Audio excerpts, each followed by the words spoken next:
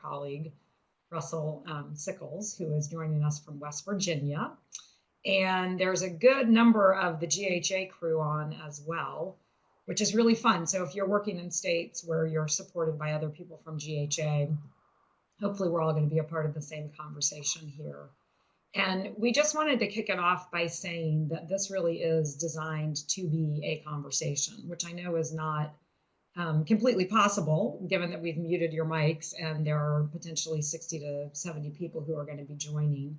But these are really unusual, unprecedented times, and all of us are finding our feet and finding our way to navigate this concurrently.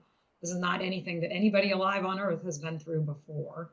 But we remain steadfast in our commitment here at GHA that there are ways to continue to make sure that we move forward and that services don't just get put on hold indefinitely, and that the people that we support who have faced such historic, unequal access to the workforce don't just wind up further in line or further towards the end of the line as a result of the fact that we're all dealing with this pandemic together. So in keeping with the idea that this is a conversation and that everybody is sort of navigating this for the first time together, we would love it if you would just take a minute right now while everybody's getting settled to type in barriers, opportunities, challenges, things you want to discuss. It doesn't have to be a full sentence. It doesn't have to be beautifully stated, but just a glimpse of what's happening in the world where you are. So that as these conversations continue, we can begin to address more and more of that and build the collective knowledge around what we're all now navigating right now. It is, I think, Russell, do you want to go to the next slide? Our goal with these really are to set up a series of conversations. And what we're looking at doing, I think, initially is scheduling these for every Friday afternoon, ideally from 1 to 2. Where we're just going to get together and talk about what's happening and go through some of the things that we're seeing as we're working around the country and different ideas that we have and different ideas that other people are bringing forth to share with us. But one of the things that we know right now is that everyone is having their own experience of the COVID-19 outbreak, right? And I think that we need to start this session by saying, there is no universal experience of what's happening in the world today. And what people are facing varies dramatically from community to community, from family to family, from home to home. So if somebody in your life is actually ill, if somebody is battling COVID, if you've lost somebody to the virus, you're in a very different place than other people who are simply experiencing stay at home. And I think anything that we do and anything that we do to try to address what's going on has got to be responsive to each and every unique situation that we're facing, right? And that's going to be, again, at the level of certainly the job seekers that we're supporting. It's going to be at the level of the agencies for which you work. It's going to be at the level of the state systems, your different communities, whether you're in rural or urban communities. All of these different factors are going to impact how people are able to move forward at this time, right? But the thing that I think we know is that, again, that there are things that we can be doing now to continue the process and to move people through so that we continue to build the knowledge base around them and they have access, once again, when community restrictions open up, that their access to the workforce is essentially the same as all the other people who have been forced into joblessness right now. I've known a lot of people who have been laid off or furloughed, and it's striking to me that nobody is sitting at home that I know saying, well, we'll just wait until this pandemic is over, right? We're just home, we'll just be here, we'll just wait until the world starts spinning again. Everybody who has been shut out of the workforce temporarily or potentially has permanently lost a position is actively trying to figure out what do they do now, and oftentimes on a couple of different levels, right? So what do we do now in terms of trying to bring income in, whether that's filing for unemployment, whether that's trying to find a way to generate revenue from the home, switch what we were doing, change the business that we were providing. I know a hairdresser now who is starting to offer home hair coloring delivery, right? So she'll come sit in your driveway, mix your hair color, leave it on your porch, you buy the bottle, you pay her for delivery. So there are a lot of different things that people are doing to try to actually draw the revenue in that they need right now.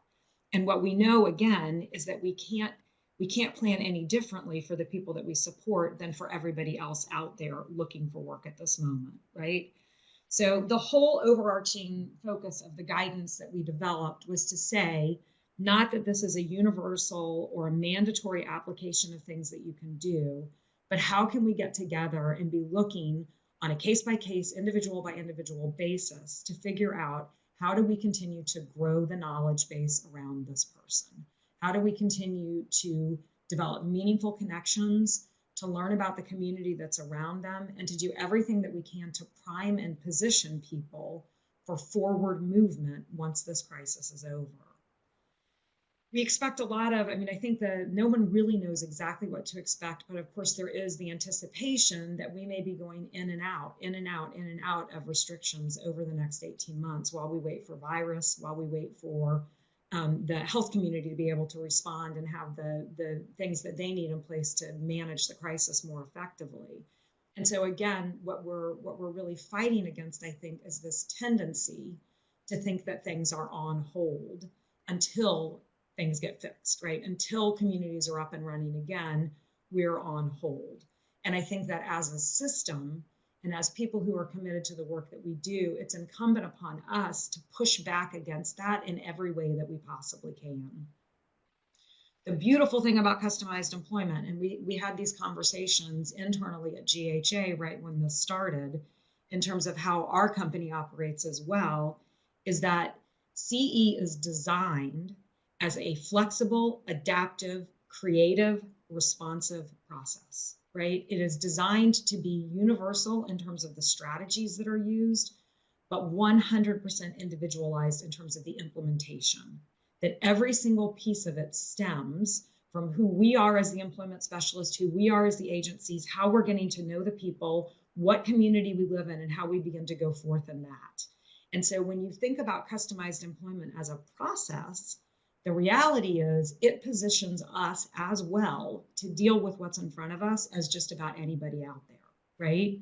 We have the tools, we have the strategies, we have what we need to do it, but we have to really maximize that adaptability and that responsiveness and start to evaluate what we're doing in different ways. And again, it's going to take everybody to come together on this. I think the technology piece of this is going to, in the long run, serve us very well. I think that being forced to learn how to use technology differently, being forced to explore what kind of technology needs the job seekers have and the people that we support have, and how do we get meaningful, useful technology in their hands and ensure that they have equal access and support with use, is going to end up transforming how we access community and services in the future. Whoops, I think my camera just went out. So I think we have a lot of the pieces in place, but the question is, how do we start to knit together to figure this out, right? How do we push the systems? How do we support the systems? How do we support families and job seekers to move forward, even as we're navigating more uncertain terrain right now? Russell?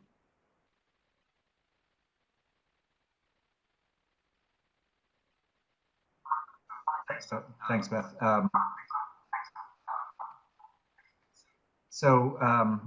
Yeah, and thanks. Just a real quick comment about these conversations. I think right before really COVID, we all recognized how serious it was.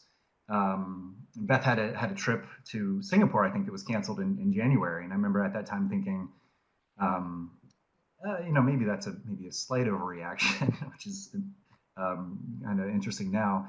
But we were having conversations as the world was changing about how we give feedback. And I remember thinking, and we had a conversation about, there are these moments when you're giving direct feedback to somebody that we're supporting or giving technical assistance to, or maybe emailing or a comment on a discovery staging record, that there's, I think, real wisdom and real gems that you can only find, I think, when you're in the moment and giving precise feedback to a unique, real situation.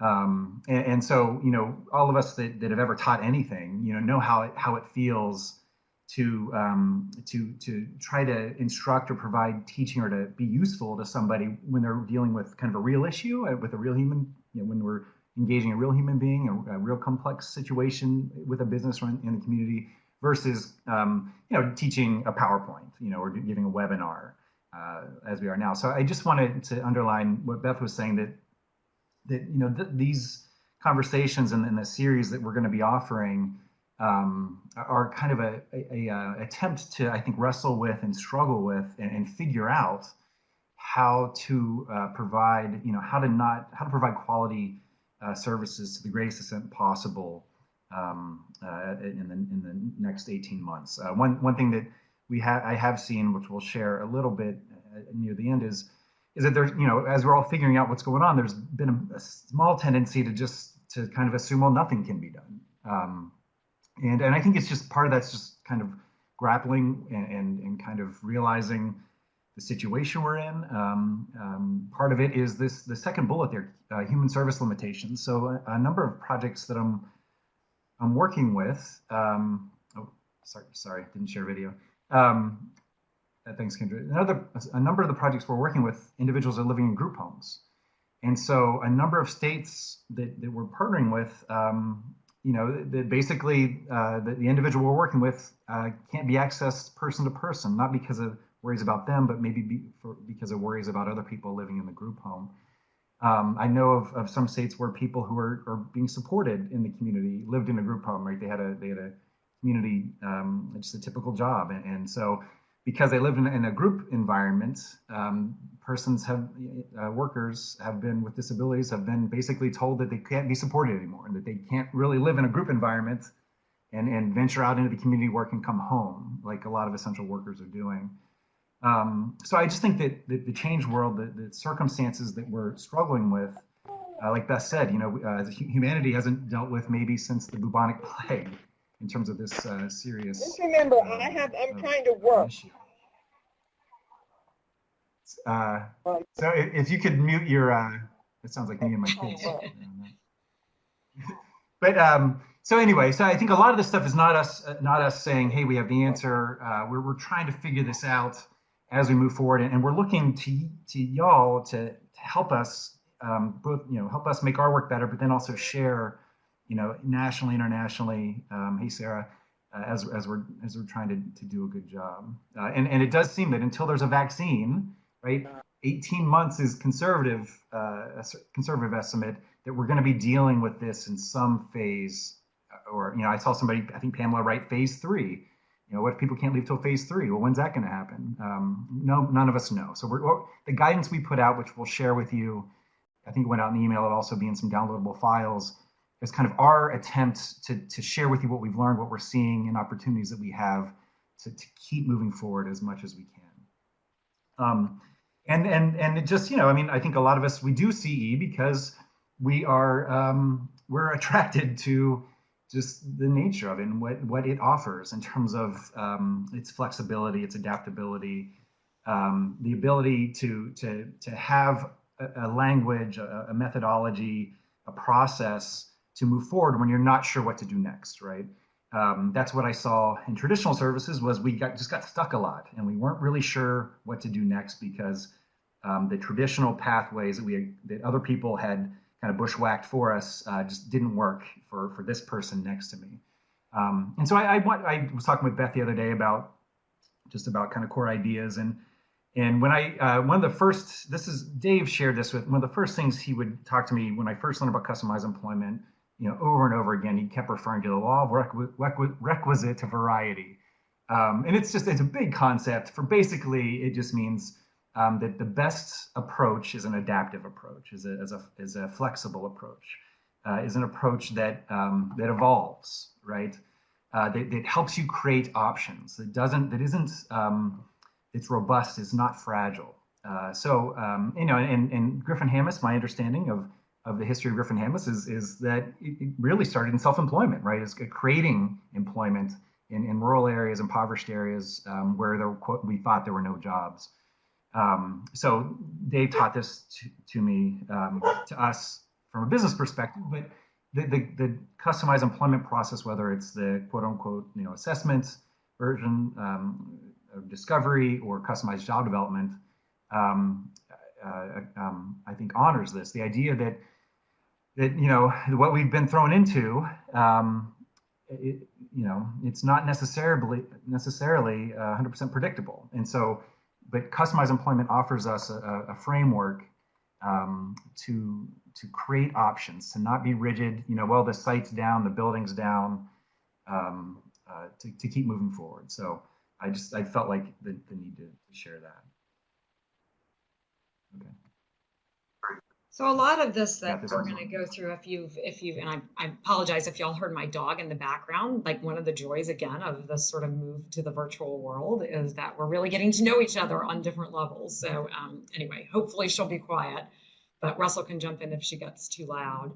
But a lot of what we're going to go through today is exactly what was written in the actual guidance. So just to talk through it a little bit, and again, as Russell keeps saying, to begin to open the dialogue around all of this.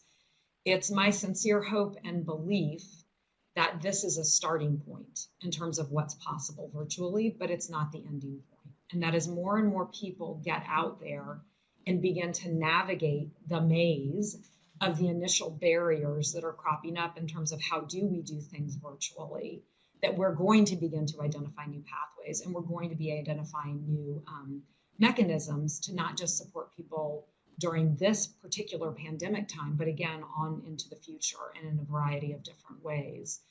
One of the things that was really interesting to me is we're working on a virtual CE training, an ACRE certificate virtual training now in response to what's happening and the fact that on-site trainings are getting postponed. And as I was doing one of these the other day, I had done the first 2 days of the training in person. And then everything got shut down. And so we weren't able to continue the training. And so we're doing the last 3 days virtually. So it was nice because I had actually already met people, right? I had already met this group of 20 people. But when they all logged in to do the first day of the virtual training, I got to see what you're getting to see now, right? Of me in my home and Russell in his home. And it was so powerful to see people in their own environments. And immediately I became aware of the fact that we could teach home visits differently as an ongoing part of the way that we teach training anyway, right? Because as employment specialists are learning how to do this, they absolutely could be doing home visits with each other virtually. And nobody could begin to deny that even in the little bit of snapshot you've gotten of Russell in his home and of me in my home, that you're beginning to get a sense of who we are as people and some of the variation, right? And so what I'm thinking is if we can all commit, if people can be committed to just getting out there and trying these things virtually, even if it's a little messy, even if we're not 100% certain of where things are going to go, we're going to begin to identify new opportunities that we never would have figured out until we got out there and we tried them, right? That again, ultimately, I think can influence us in different directions over the long haul, but certainly can begin to be mechanisms for how do we keep things moving forward even now. So I think in line with what Russell was saying in terms of how people are prepared, one of the things I would say that's a more global conversation that's going to be more of an underpinning for any of the things that we're talking about is that a lot of this is going to have to start with trying to figure out what kind of technology do you have access to? If you're an agency, do your employment specialists have access to? If you're a job seeker or a family member, what kinds of technology do they have access to in the home, right? Because the different strategies that you're going to use potentially are going to be impacted by that. Russell was working in one state where an employment specialist said they weren't able to take their computers home with them so that they didn't have access to what they would need to do the virtual meetings and the virtual visits from home. So certainly if you're an organization, I think that's something for you to be looking at. And I think for state VR systems and state Medicaid funding, looking at how do we get people access to technology. But in terms of just doing the actual home visit, depending on what technology people have access to, I think there are numerous different options, right? So if you have a computer, if you have a smartphone with decent internet capability, if you have access to FaceTime on the phone or on some sort of a mobile device, you absolutely could be doing virtual home tours. I think my recommendation to people, if you're at all uncomfortable with this, would be to start with each other. right? So it may be that a couple employment specialists from an agency just start by trying a home visit with each other where they're on technology, and you begin to get a sense of how do you hold the camera, how do you hold the phone, how quickly do you want to walk through the home, and that may give you a better foundation than when you're trying to guide a job seeker through this. There may be needs to have conversation, like Russell said, about if someone's living in a group home, how do we set up for that? How do we make sure that privacy of other group home members is protected? And some of that may be not recording. I mean, in some cases, you may want to record these virtual home tours because that would be fabulous and something you could refer back to, but it's not mandatory, right? How do we access that home? How do we make sure that other people who don't want to be in the video are not a part of the video? But again, everything I think that we're doing is trying to figure out how do we not hit a hard stop, right? How do we not hit a hard stop unless we absolutely have to? And the only way to do that is, again, to keep evaluating these things on a case-by-case basis. If somebody doesn't have good access to streaming technology, right, if they have more limited speeds and there's going to be a lot of that stop-start fuzziness, somebody may be able to take you on a virtual tour of their home, right? So I have my smartphone and I walk around my house and I just record it. And then I find a way to get that video to somebody, right? If my internet is slow, do I know somebody else who could upload it for me? And get that. One of the best visits I ever did with somebody was when she brought me her photos and just walked me through her different photos. So is there a way for people to share those, be sending those kind of things, even photos to you of the things that they do? Neighborhoods are a really interesting time right now. I don't know if other people are having this experience, but in my neighborhood, I have met more people in the last 3 weeks than I have met in the last 5 years. People are now sitting outside on their front porches instead of in the back of the house, talking to neighbors as they walk past. So I think there's a lot of opportunity while people are out doing their daily walks. Again, take pictures, take videos, but also to begin to build those connections with the neighbors because people are craving more connection right now. And Debbie Ball, I think, is on this call. It was with Easter Seals out in Southern California. They've also identified that employment specialists could be doing drive-by tours of neighborhood, right? So if the travel restrictions allow you to be in your car driving around, you could go drive around the areas where people live, even if you're not doing a direct interaction with anybody at that time. If people have other thoughts, other ideas, other comments on what they've seen in terms of the virtual home visit, again, please type them in, and then we'll be responding and sharing these as we can, and everybody can see that in the chat. Russell, I don't know if you want to say anything else on that. Yeah, thanks. So Sarah, thanks. You guys are using Zoom now. Make it fun. So if you have some, the pizza party, coffee break, if you guys have ideas on how to make it fun, make it, that people enjoy the time. I think that's part of my thing with technology. I've always kind of thought it's a bit of a drag, like a bit of a pain. Now, we don't have the ability to make that choice of a preferential, I prefer face-to-face versus technology. We've got to all find a way to get comfortable with it. So the home visits, we've done this before. When people, sometimes we work with folks and they aren't comfortable with us going home right away, right? Which makes a lot of sense. So we would negotiate, and so we would ask, hey, well, could we talk to you over FaceTime or with Skype or whatever, and have it? I mean, we didn't necessarily call it a virtual home visit; it was just an alternative. And then, can you take pictures or give us a walkthrough like you were staging your house and share it that way, so that we can keep moving ahead. The idea before has been, though, that it was just it was a temporary alternative, with the idea that we'd be invited back in home later on. So I think, also the other thing I'm learning is that some folks now are like, they aren't, like a few people working with in South Dakota are now living with their parents right now, as this has in the interim. So some people who are living in group homes have gone with family. So, again, the question was, well, if they're not at home, a temporary place, how do we accommodate that? And so again, it's well, we could, the conversations would happen the same. And is it possible to access old pictures or recent, not super old, but pictures that would show you what their living space was like? So I think that the idea is that when we hit a barrier, that there are ways, and there's some really cool blue jeans. There's all things I need to Google Hangouts, which I've heard some good things about, and there's also a Facebook app that we heard yesterday that's really working well for folks. So.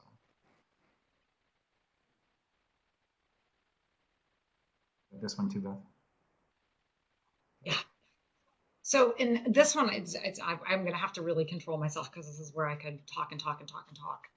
And we did write some additional guidance around this. But one of the things that I would say that we could do for sure with some of the time that we have that is not going to be spent going out and doing things with people, digging deeper in some different areas. And one of the areas where I think, or two of the areas I think that lend themselves really naturally to more intensive conversations right now and more intensive exploration are around the idea of financial planning and then the assistive tech. Now, of course, the assistive tech piece feels incredibly timely right now because it's a lot of what we're talking about in general, right? Is how do we actually ensure that people have access to technology that works for them, that they have the support to use it as needed, that technology promotes communication, enhances access.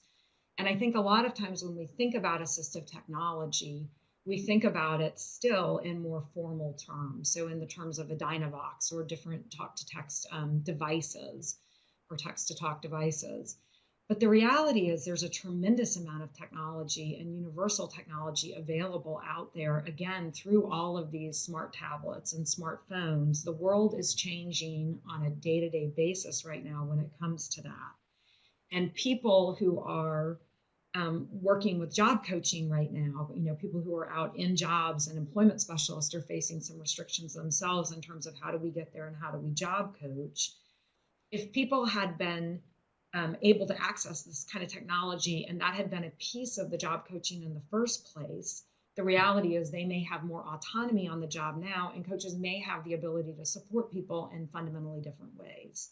So I think one of the things that we really stress during discovery is to try to learn about the technology that people currently use and to build the repertoire, build access to technology that was going to be beneficial to them.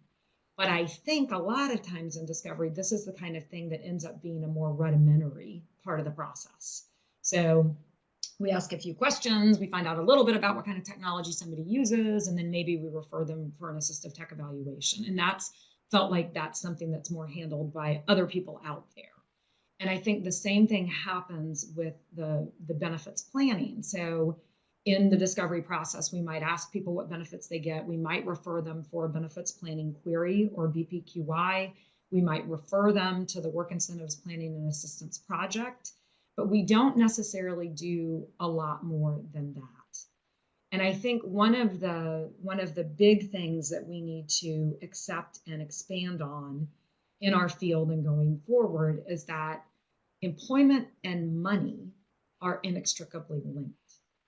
And most of us don't do the jobs that we do absent getting paid for doing them, right? Either because we absolutely have to be paid, or because we couldn't do this job and make it otherwise, right? So the idea is that when we're planning our futures, we're not just asking, what do I feel like doing? What do I love to do? What would be my dream to do? But we're also asking, what would those things be inside the parameters of a job that also is going to allow me to live the kind of life that I want to live? And I think it's really, really important that we start having those kinds of conversations with people. One of the things that we referred to in the guidance is the vast reduction in the average number of hours that people are working. And we're seeing this predominance of people working 5, 6, 7, 8 hour a week jobs, which ultimately are not jobs that are going to financially support them, right, into building any kind of economic independence or an economic future.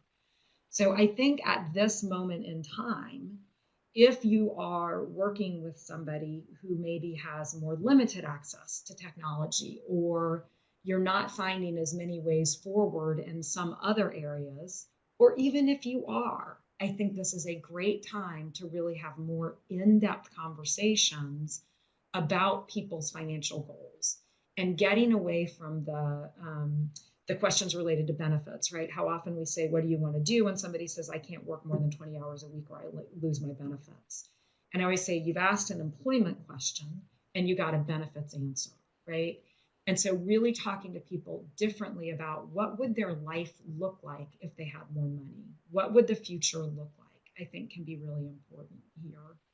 And then I think as we begin to get the data on what people want their lives to look like, that gives you more information on how much money would they need to make to do that. And then we have more relevant kinds of information that we can be processing with the benefits planners as they're running different financial scenarios for people. Ultimately, this is a really crucial piece when it comes to making that transition from discovery to job development. And if we don't handle it here, we're not going to get it handled before job placement occurs. We're just not. We end up finding people the 5-hour-a-week jobs that they identified that they wanted. And so I think it's really, really important to go dig deeper at this point in the process. I would say the same thing about assistive tech, that really in discovery, it's an enormous opportunity when you're doing discovery activities like Russell's going to talk about in just a minute, that you're not just doing discovery activities for the sole purpose of seeing what it is people do now and experiencing new things. All of that is really important. But a piece of what you're also doing is you're learning how people learn, and you're learning how people are best supportive or best supported. And technology is a really crucial piece of that. And if we don't bring it in, if we don't start exploring it, if we don't look at programs like Choice Work, if we don't look at, can video guides to be hitting a video recording to review before you do an activity that you're beginning to learn how to do, right? If we don't start to identify how can the technology come in and support people, what works for them, again, once we get to job development and on into on-site, it's too late. We're not going to try to figure it out on the fly. So I think this is an incredibly rich opportunity, particularly given the emphasis on technology right now in the world, to begin playing with these pieces too. Awesome. Great. Thanks, Beth. So interviewing others, I think, is the piece that I think is just, it does not trip us up. I think that we were often doing, depending on where people lived and how we could get together, we were often doing it virtually. I think I had a kind of an aha moment when I realized, every time we're on the phone, right, we're doing it virtually. So so a lot, some of the process, whether it's initial contact with businesses, talking with supports or family, we're already using technology, a very common technology, our phones. So, but again, since if the option of not meeting face to face is off, if we can't do that, then I think as much as possible, we'd like to see people when we're talking to them. I think I'm supporting a group in Michigan. They're having success doing informational interviews, but one thing I notice, giving them feedback when you're talking to another person, is just how the conversation when you're not face to face tends to be more of a, we say interrogation, more of a Q&A, versus having a kind of free-flowing conversation. It's when you're not in an environment, if you don't see the person, how their nonverbal communication works based on the prompts you're giving them, eye contact, that kind of stuff. There are a lot of information can be lost, or a lot of opportunities to ask follow-up questions, and it can be lost. So this part, it's relatively, it's not too much of a stretch. We do, want to encourage, obviously, to pull in the employment seeker to do FaceTime, Zoom, Skype, Teams, or any of the other technologies as much as possible. And again, just to share, we talked about at the beginning, we'll talk about at the end. It's just crucial, that we help people gain the skills that they need and access the technology that they need. And the digital divide is definitely something that's real, both in having hardware and software and be able to use it. I've spent a lot of time with folks teaching them how to do the add call on the iPhone. Which was me, I totally get it. That was me about a year ago. But just in terms of kind of basic steps, we can't really assume anything. So just, in terms of being patient and helping people through technology, I think those of us maybe who live and work in rural areas, perhaps we're more familiar with that because we've used it already, in our daily work as others that may not be, that may have easier access to people. Moving on to discovery activities, task-based discovery activities. So in our process, you go from familiar activities and familiar locations to unfamiliar activities and unfamiliar locations. So the familiar activities, thinking of what they are and what possible activities that we could either watch or have recorded is not too hard, at least the first couple. What is hard, and I think it takes a bit more negotiation, is that we may be asking more of family members, of if somebody lives in a group home and the ratio is 1 to 4 or whatever, and the day follows a certain rhythm, right? I think what we're asking now, we're having more, and I think it's good for us. I think we'll learn a lot as we adjust. That almost every step we're going to have some type of negotiation involved, where we're going to have to ask people to do things that may not be a part of what their expected role is. So for instance, even if somebody's living at home with mom and dad, one person I'm thinking of right now. So we're in this negotiation with mom and dad, where mom and dad basically are doing most of the chores. And so if we're thinking of an unfamiliar activity, we have chores that he typically does that may fit, or responsibilities he typically does that may fit for the familiar activity.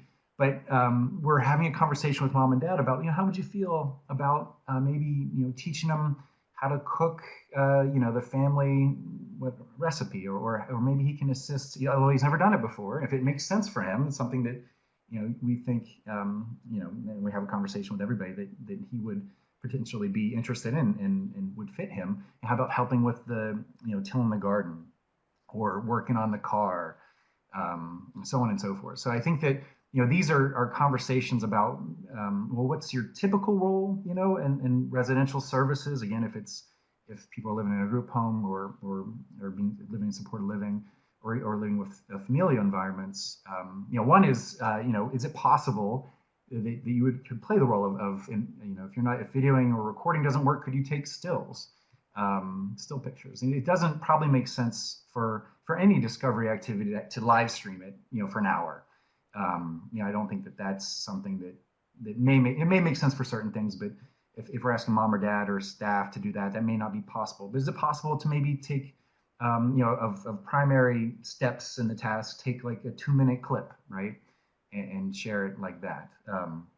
So I just think these are things that, the first ask when you're asking the family member, you're asking the residential support to assist you, it may seem odd. But again, that fits one of the linchpins of customized employment is negotiation. And so what we're finding is that we've known this already, but we're having to negotiate much more of the details now, whereas in the past, we may not have had to negotiate that as obviously. The other thing, we think about neighborhood places and household responsibilities, unfamiliar ones. But there are, things still happening in my communities. There's, if you think about being a good citizen or a good neighbor, I know that people are checking in on older folks, dropping off meals. Churches are doing stuff. Whether it's again packing up lunches, the schools are delivering lunches. Just a couple other things. There's social groups like Rotary is doing some stuff. Lions Club. Now, everything we say, right, it's got to be reflected and balanced with, well, what are the local conditions, right? First of all, individually, like you're balancing risk and kind of how the world is right now where you live. So I'm working on projects in the Detroit area, in Florida, primarily in South Dakota, and depending on where you're at in those areas. If you're in one part of Detroit, it's not going so well. If you're in another area, things are a bit better. Florida's kind of all over the place. South Dakota's rural, and they have spots where people may not be outside as much. But as I talk to you, I'm watching people walk by, walking their dog or going for walks. So I think that there are possibly things that are happening when we think of discovery activities that families are doing, that citizens are doing, mowing the lawn, that kind of stuff. Again, if you look at our guidance, we have a list of all just the typical, household responsibilities that people do. And unfortunately, for a lot of folks we work with, there's not a lot asked of them. We recently in Detroit, we negotiated to have help somebody make a breakfast. And one of the points when we did this was the group home provider was like, you've got to make sure he knows that he can't do this, on his own, because they had some safety concerns, right? So the worry was, well, if he makes pancakes once or eggs once, then he's going to want to make eggs and pancakes all the time, which, is in and of itself a dilemma and a tough conversation to be a part of. But these are things, that I think, people are living their lives and they can be disruptive, right? Asking for support and for help. So I think we've got to understand that. It does seem that, maybe 2 weeks ago, some of the conversations were, well, why are you even talking to me right now? We're really just trying to figure out what is going on. But I think as time passes, and I think things are settling, like Beth said, and I think, people are finding the spaces to maybe, I know my brain wasn't working very well until maybe a week and a half ago, but now I can have see some spaces, some gaps where, some things that maybe I didn't think possible 2 weeks ago. I wasn't sure how it would work. Now I'm seeing like how life is kind of getting back into some form of a rhythm. In terms of, we also want people to go into business settings or community settings, unfamiliar community settings. So we're not saying that all task-based discovery activities can be done virtually. We're hoping, we're not saying it's an alternative. Virtual discovery is an alternative to face-to-face discovery. What we're hoping is as time passes, again, people will be able to go back into the community, based on what's happening locally and be safe about it, be smart about it. But we have Doug was our coworker. Doug, he set up a series of instruction for a guy who lives in a group home who likes to tinker with the appliances there, which is, he had a behavior plan to stop doing that, to extinguish the tinkering behavior, which is, in that setting, it's not very helpful, or it's disruptive, not very functional maybe, but in a business setting could be really helpful and useful and functional. So Doug has set up a series of like 5 1-hour instructional kind of live streams, right, where tradespeople or others are given lessons. So an example we use is, my wife's a graphic designer, so she's working from home now. And if somebody was interested in art or technology, she could perhaps give an hour instruction or teach Adobe InDesign. Other unfamiliar activities, if there's a family, again, like my grandma is teaching us how to make Yorkshire pudding, and she's English, not the most, it's a little bland. Not her recipe, don't tell her I said that, but just in general. But there's ways that we can think of things if there's a craft or something that, again, it's got to make sense for the person. But there are, I think, for a lot of people we work with, there are things that have just been unavailable, right? The environments haven't demanded much of them, even where they live. And I think we can reframe things and make it so that these things are accessible. One thing that I loved what Doug had said this week was, what if we set the expectation, can we leave this time and you've made, you've added one relationship, there's new or one or more new relationships, but something that can be followed up on once we're back into the world, and can you develop one new skill, right? And I think those are, that's one from one perspective, that's a low expectation from another perspective, depending on what's going on. People may think that's a little much. But I think the idea, again, that people's lives just can't be on complete frozen on hold, that we're having some method of expecting forward momentum, forward movement. But again, the last bullet there,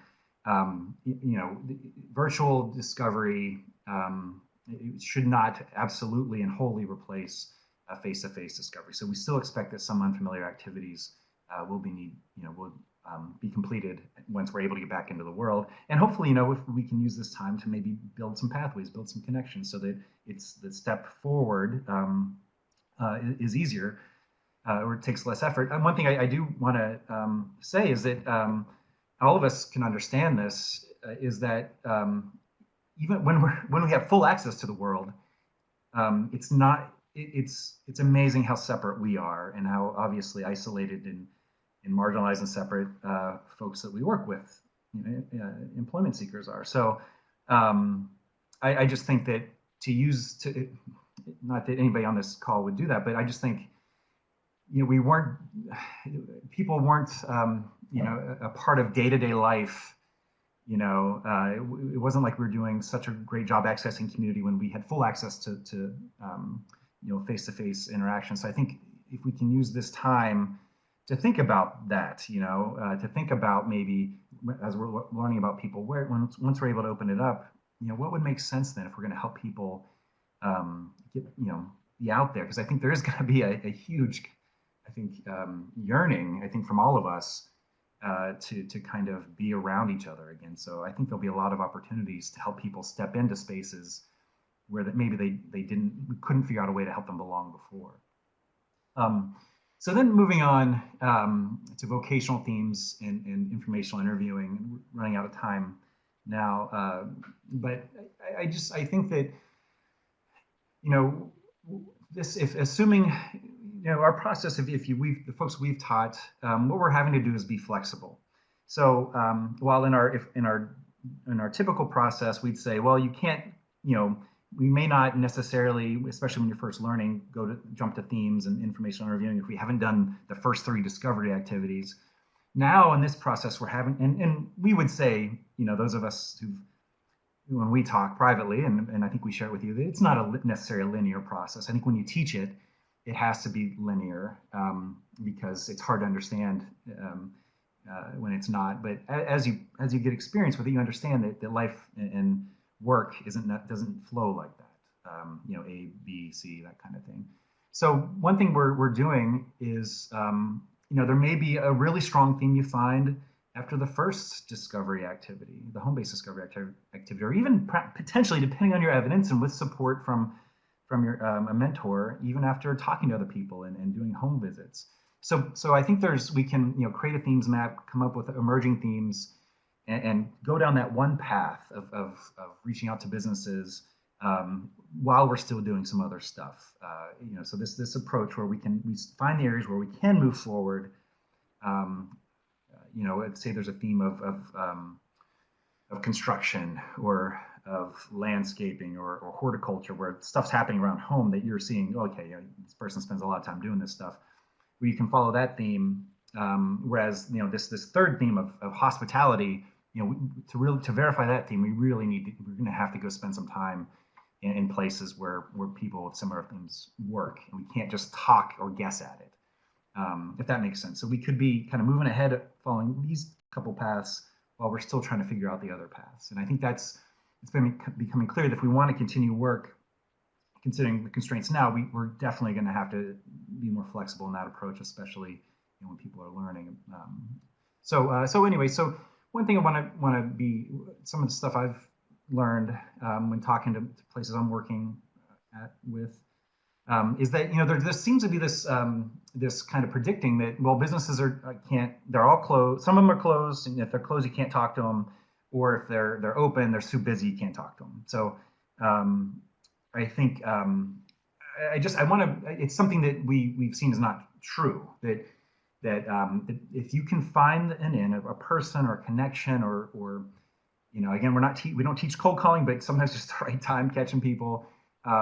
Informational interviews are moving ahead. Some people may have more time. Some businesses are even if they're going, if the COVID economies really help them, there's times when they're busy or times when they're not.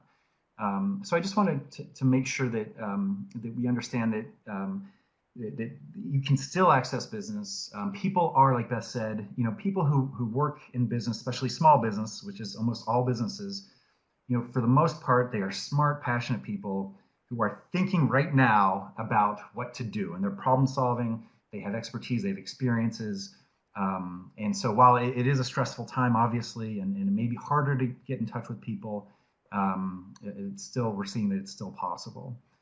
And for those, if it's not a good time, right? If virtual informational interviews don't work right now, then it's not a time to. A lot what we're hearing sometimes is, well, if it doesn't work right now, or people are saying maybe in a week, or when things kind of when people can kind of get a sense of the direction of where things are heading. So any contacts you make while you're trying to explore and do investigation on vocational themes, I think will help. You'll use those when we're back to getting out into the world. Cool.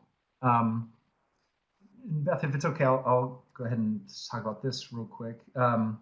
So when we're, I think that this is something now that we can do, throughout. We should be kind of doing it throughout the whole process of discovery, but thinking about, what are we learning, and putting it into context. Thinking about how to use imagery, how to use any videos that we have. We put marketing there in quotes because it's not something we do tons of. Where we're thinking, well, how can we use social media? How can we use kind of web-based tools to help people be known or be known better? Part of what I think about, what I thought of discovery is sometimes you don't know somebody's story, so that discovery, right? If people aren't known, they're harder to get to know for whatever reason. Or if you think like, well, maybe the story is not being told very well, so you want to find a better way to help somebody tell their story. Discovery is a great tool for that. But the point of discovery, it's all to try to connect, to try to get information that will make sense to a business from a business's perspective, and help recognize the individual as an asset. Somebody can help the business be a better business. So I think that, again, if we're as we go through discovery, I think a good as you get better at discovery, discovery will take less time because you kind of are figuring out how you can best use information, right? How to tell the story better with practice. And we've seen how a good video, a good 2-minute video, right, or a good Sarah can talk about a good whether it's a portfolio or a proposal, right, can really change a life. I think that this is time when we can practice telling these stories. We can work with the team and to massage it, and with others to make sure that it makes sense. Again, so that when we're doing job development, we are prepared. We are experienced storytellers. We're experienced in helping a person represent themselves.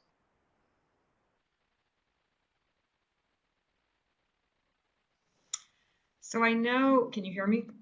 Yep. Good. Okay. I know we are unfortunately running out of time, and if people are up for sticking on just an extra 5 minutes or so, or 10 minutes, we're happy to keep talking. So I'm gonna go through this pretty quickly and not bullet by bullet. But just know we will have a similar document coming out on job development, hopefully by middle of next week. And then our plan is to do another CE conversation focused on job development. But I've been watching a little bit of what's been going on in the chat related to this. And one of the things I just want to say is that I absolutely fundamentally believe that customized job development is the answer to what we're going to see when we return. So the whole idea of the challenge that people are going to face when we move back towards community employment again, when the restrictions are lifted and people begin to go back, is an increase in the competitive job market, right? And I think that strikes fear in the heart of many, many people, because the idea is there are going to be even more people competing for the same jobs. So how in the world are we going to be successful? But I think you have to remember that customized employment is in opposition. It is an alternative path to employment. It absolutely leaves that competitive employment to the side. So we're not going to be in that same competitive mix because we're not going to compete for those jobs. What we're going to do is learn everything that we need to learn about somebody in this discovery process to be able then to hit the ground running and identify Where are potential partnerships? Where are potential win-win between job seekers and community businesses? And as Russell said, we're really focusing on small businesses, and we're focusing on job creation within small businesses, right? So not even job identification as the main pathway, but job creation. So how do we partner with, how do we collaborate with a small business and identify an opportunity that business itself maybe didn't even know about? And strategies like resource ownership, strategies like business within a business or self-employment, some of the other things that we do as a standard part of customized employment, I think we're going to see unprecedented opportunities in the ability to partner with existing businesses right now, right? And as Russell was saying with informational interviewing, of course, we use multiple times in the process, right? So we use it when we're doing discovery and we're beginning to learn about and explore vocational themes, and we're learning about businesses through unfamiliar discovery activities. But then it's the cornerstone of job development and a customized job development process, right? And so I think you have rich opportunities even right now during the time of this travel restriction and the time of people being at home to begin to make those connections and have those conversations with businesses. So you can begin to see how all of these pieces come together. If as a part of discovery and a part of what we're doing, the job seeker and the people who support that job seeker in his or her home are becoming more familiar with how do you use Zoom, how do you use FaceTime on phones, that then as you're moving into job development, we have the opportunity potentially to do some more virtual informational interviewing that actually really is more related to moving towards jobs. And if you've got those cool stories and the cool portfolios, there are ways you're able to help represent somebody in their best light, share the things that you want to share over these virtual connections. And I can guarantee you that small business owners are sitting at home right now trying to figure out how to get as much business back as they possibly can. And I know they're doing that because every single one of us who runs a business is trying to evaluate the climate and what it's going to look like going forward. So I think it's really rich. It's potentially an incredibly rich opportunity to start connecting with them and begin to hear during an informational interview, because you're not asking for a job, what is it that you want to be able to accomplish when you get back out there, right? And then that may open the door for how do we partner together and how do we create opportunities within these businesses. So I didn't do very well on the slide, but I guess what I want to do is set it up for the fact that I absolutely believe that there is a way to be doing job development virtually while we're at home, whether or not it's going to lead to jobs. For some people it might, for some people it might not, but to get the conversations going and again, prime the pump, make the connections, start the exploration so that when people return to community, the job comes right along behind that, right? And we'll talk more about that and put out more guidance on that as we go. And Russell, sorry, I went really fast. If there's anything else you want to say there. At the CRP level, we'll do another session on this as well. Again, just what can we be doing at the level of the organization right now to really be supporting both implementation of virtual services literally. So when we're working with job seekers, how do we actually effectively support those right now? But then also it can be a really good time. I know for us at GHA, we're trying to do what we do, but we're also really trying to say, okay, we have more time grounded. We have more time together now. What are some of the internal pieces that we want to work on as a company right now? And how do we keep the focus on that going during this period of time, right? And so we'll have another session on that where we'll look with those of you who are running organizations or employment programs at sort of that dual level, or even the tri-level in terms of how do you work with your service systems, how do you work with your funding systems to try to make sure that they're funding what it is that you need to be doing. Paycheck Protection Program, I just was going to say two things about this. There are funds out there. If we'd done this a week ago, there would have been a really interesting conversation on Paycheck Protection Program and on the emergency injury disaster loans. Unfortunately, it's looking like all of that money has been allocated and earmarked before it hit the vast majority of businesses that were applying for it. But I would say just keep your ear to the ground on that. And certainly the more prepared you can be in terms of having all of your financial documentation in order, having your books straight so that if something comes out, you can apply for it on the fly And we want to make a plug too to not forget the people that you support who are business owners, because they too can be going after some of these funding sources, and there will be more released. Russell? Yeah. Hey. Okay.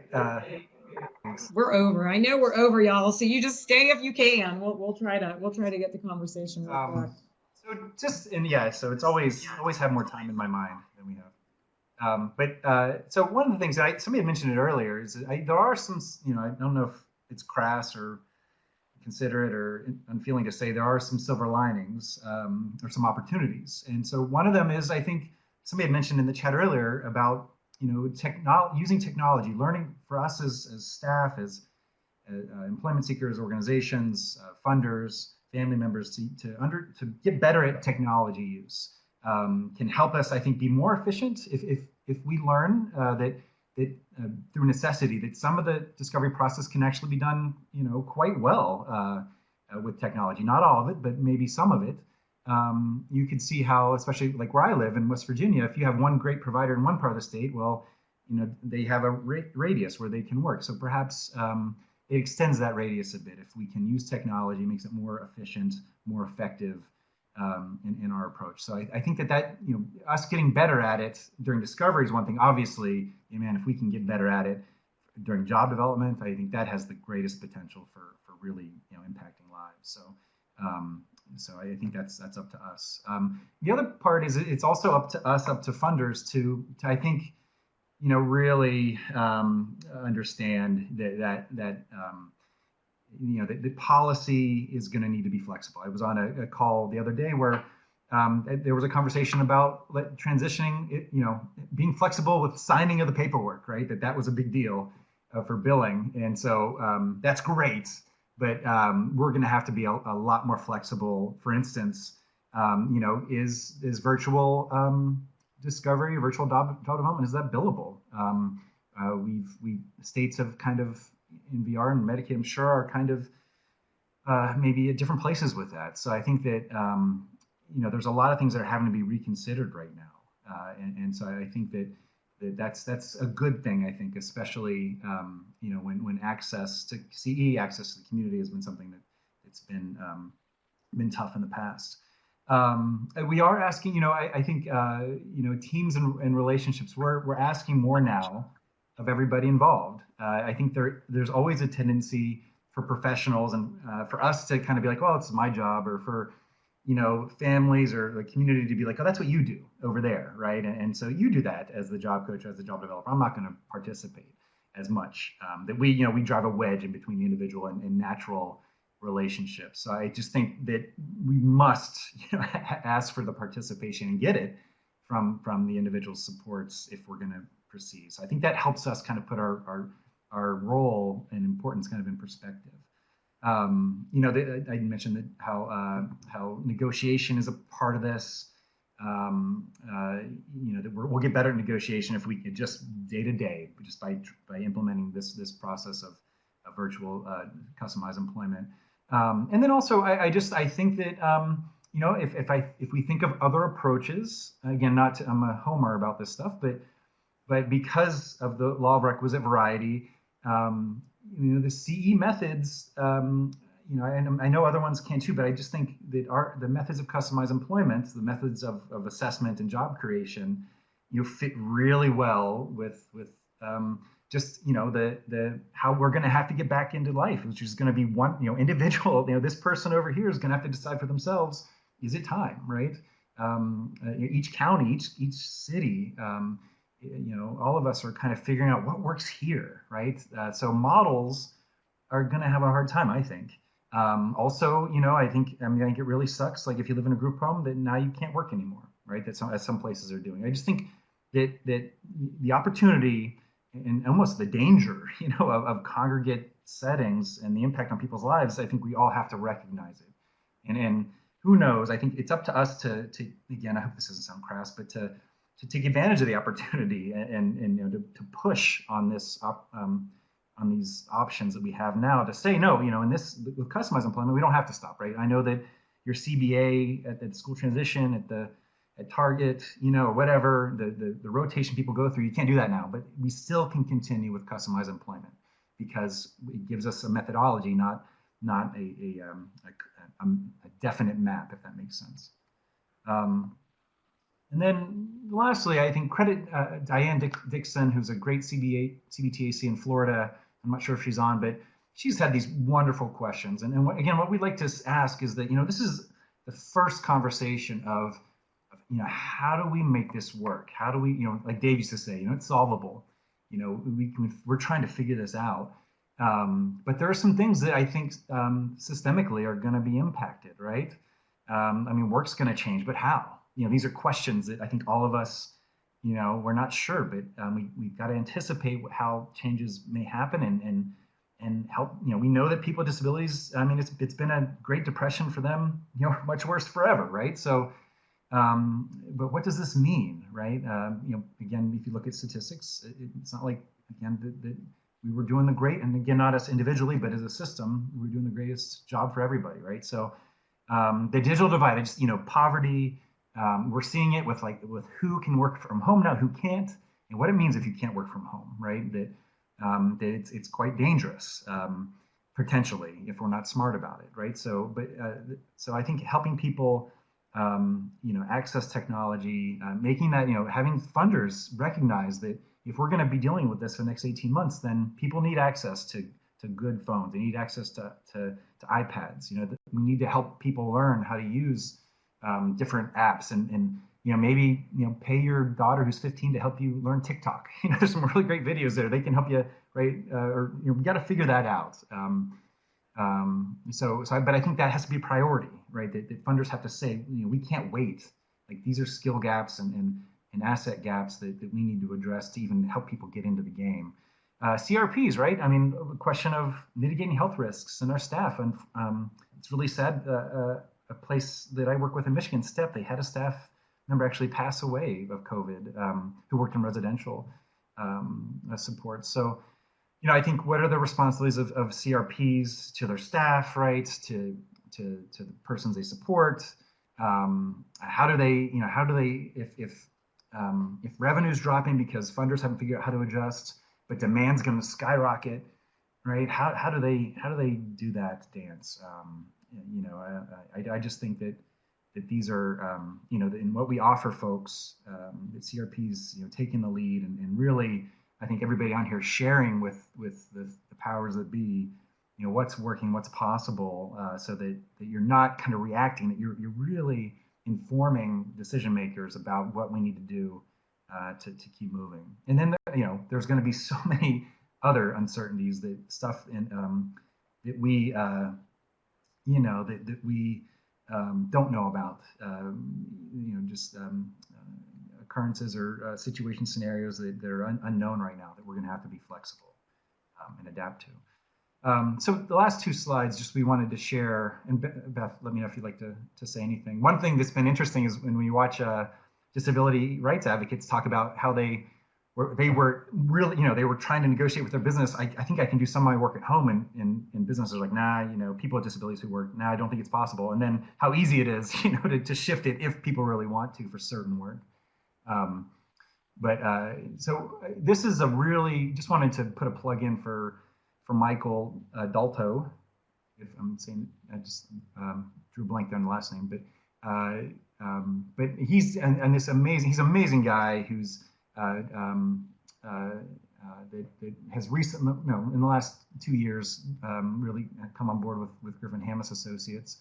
But he's doing a training, which I would advise everybody to do. I kind of named it Cash in COVID-19. He's got it. He's a smarter guy than me. Unemployment insurance, economic impact payments, SSI, social security disability benefits, and COVID. And so if I'll pull up the files there, and there's a bit of a little flyer there. But he's going to review unemployment, the CARES Act, economic impact payments, and how it relates with Social Security, SSDI, and other public benefits. So those are coming up. You just watch our Facebook page for information about that. And then Beth, if you wanted to talk about this one. Yeah, real quick. And first of all, again, thanks to everybody for hanging around a little longer. Maybe we'll extend the timelines on our CE conversations going forward. As Russell said, we're really working to try to expand the conversation and the communication around all of this. And so our plan is to have these CE COVID related conversations every Friday at 1.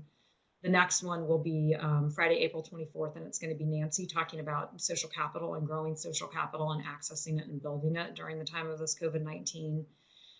We've also, just in case people are interested, again, I mentioned that we've been authorized by ACRE to do a virtual CE certificate training. So if anybody's interested in that, let us know. We have a page on the resources tab of our website now that's COVID-19, and we'll be posting all of the trainings and webinars there. We'll still be posting it on Facebook. We're working to get all of that integrated with our own training management system. And so until it shows up on that page, keep your eye out again for Facebook or LinkedIn, and we'll try to let everybody know.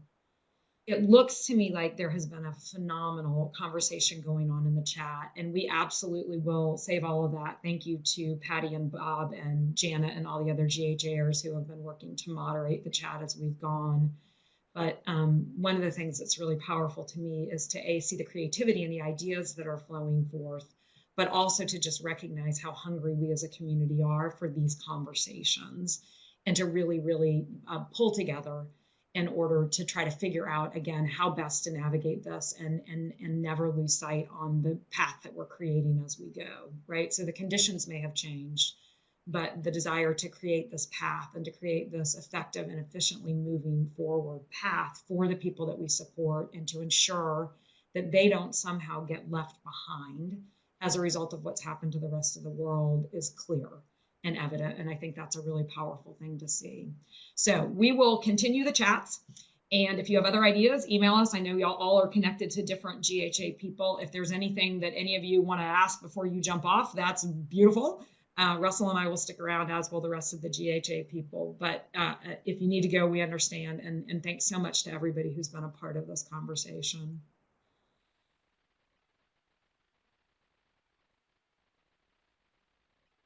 I can't even keep up with the chat right now. So we can, I mean, we could send out the chat, right, to folks? So. I'm sure we can. It's all saved. Yeah, thanks everybody.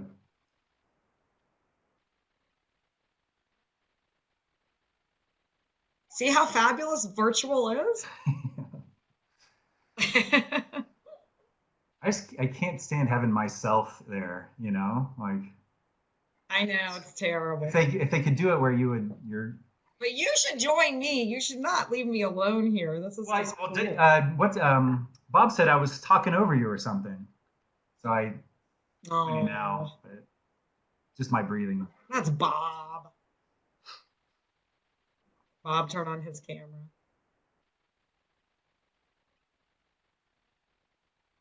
I'm gonna stop. That's a really good point, Steve. I'm trying to keep up, but they're passing so quickly. So apologies to all of y'all. Oh, and I didn't pull up the file. Like, I'll just mail those out. Email it if we have everybody's email. We can get we could stick them on the website too if we needed to.